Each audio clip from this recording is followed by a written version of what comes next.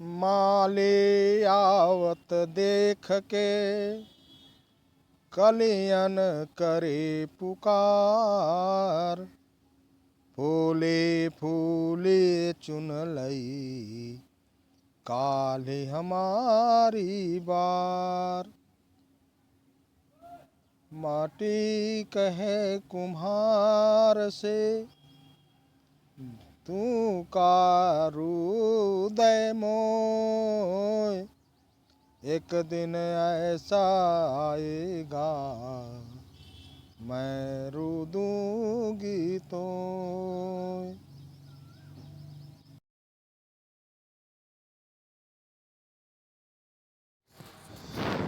जी हाँ साथियों, यह दोहा काशी में प्रकट हुए दास कबीर दास, जिन्हें परमेश्वर कबीर के भी नाम से लोग जानते हैं। इनके पूरे विश्व में लोग एक सम्मान, एक आस्था भक्ति के रूप में भी इन्हें याद करते हैं। उसी काशी भूमि में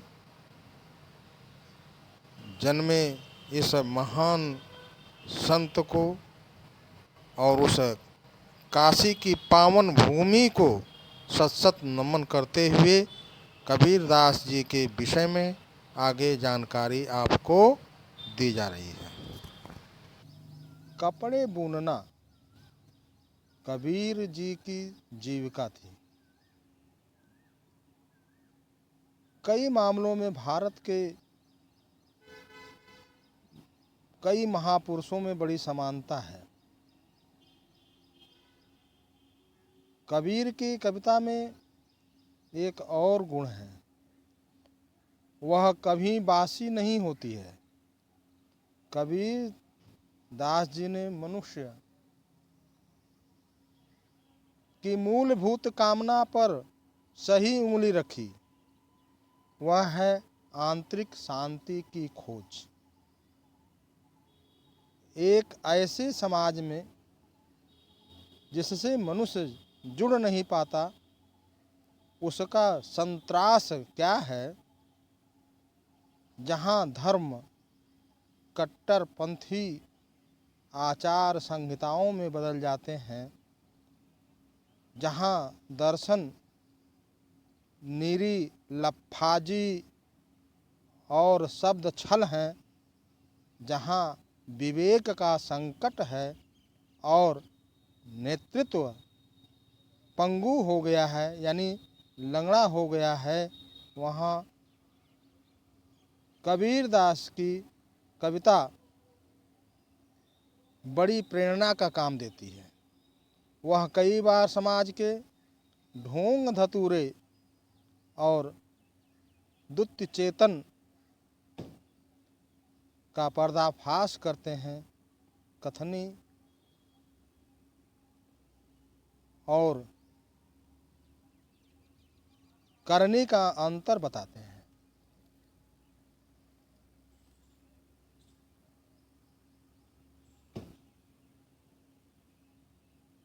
तथा कथित पढ़े लिखे गणमान्य लोगों को खोखलापन दिखाते हैं और फिर भी उनमें कहीं निराशा का स्वर नहीं है। कबीर जी का काव्य जगत आंसुओं की घाटी नहीं है। वह विरह की काली लंबी रात मात्र नहीं, वह एक ऐसी कोई खाई है, वह भी नहीं है जो कभी पार नहीं की जा सकती। उनका स्वर एक ग्रामीण का सा अक्खड़ और विद्रोही है। उसे सदा पार की आशा लगी रहती है। उनकी आशा के स्रोत निसंदेह आध्यात्मिक हैं और यह तर्क दिया जाता है कि आज के मूल्यहीनता के युग में यह सब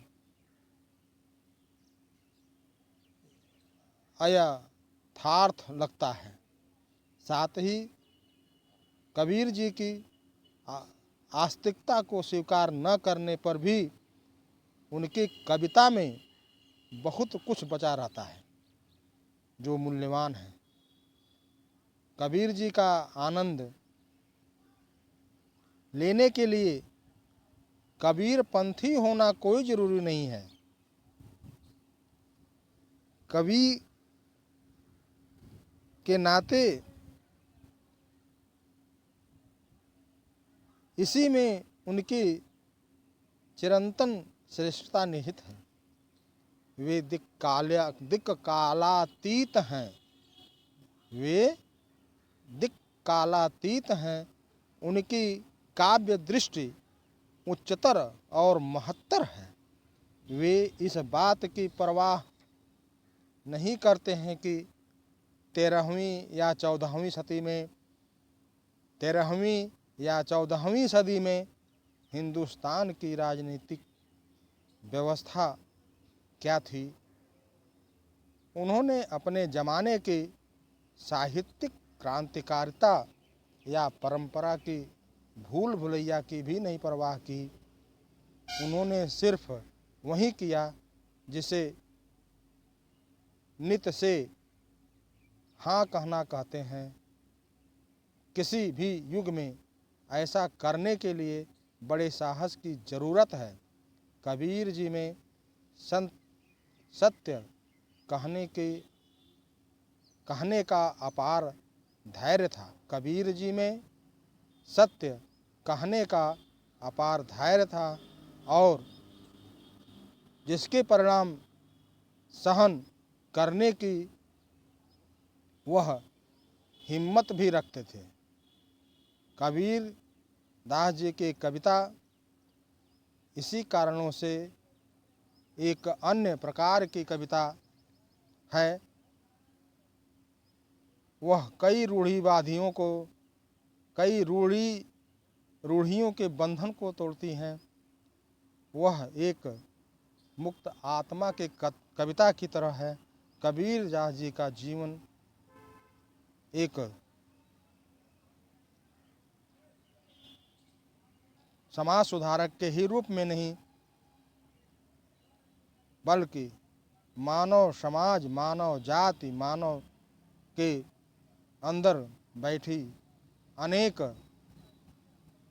कुरीतियों को, कुसंगतियों को कैसे छोड़ा जा सकता है, कैसे उससे बचा जा सकता है, ये सारी बातें उनके कविता के माध्यम से जनमानस तक पहुंचाई जाती है। वो जनमानस को एकत्रित, एकजुटता, एक सामाजिक आईना का ही काम नहीं किए बल्कि आत्मचिंतन को भी कहीं न कहीं विशेष तौर से कोशिश किए। धन्यवाद साथियों।